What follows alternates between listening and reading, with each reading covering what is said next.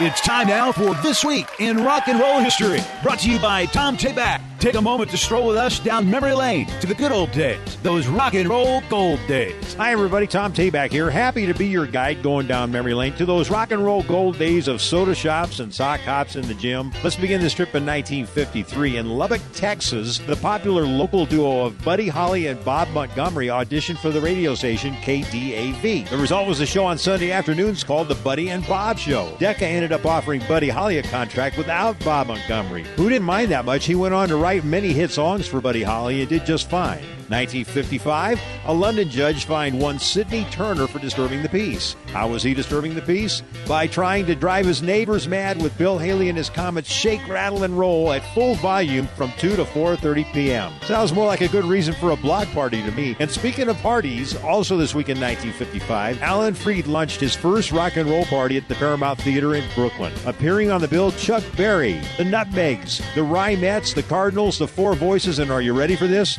Tony Bennett. Let's go to 1956. 19-year-old Jerry Lee Lewis arrives at Sun Records in Memphis, hoping for an audition. Problem was, owner Sam Phillips was on vacation in Florida. Not that much of a problem, though, because studio staff let Jerry Lee record some demos that Phillips will hear when he gets back. 1957, Elvis Presley appears outside the United States for the first time when he performs at the Empire Stadium in Vancouver for 26,000 fans who paid, get this, $1.50, $2.50, and $3.50 for their tickets. 1958, Ricky Nelson kicks off his musical career at the Steel Pier in Atlantic City, where he sets an all-time attendance record when 44,000-plus fans showed up for his two concerts. Let's go to this week in 1959. Bobby Darin's Mac the Knife hits the charts. It'll end up being his biggest hit. Also this week in 1959, Dick Clark's Traveling Rock and Roll Show debuts at the Michigan State Fair. On the bill, Frankie Avalon, Annette Funicello, now there's a reason to show up, Dwayne Eddy, The Coasters, Laverne Baker, Jan and Dean.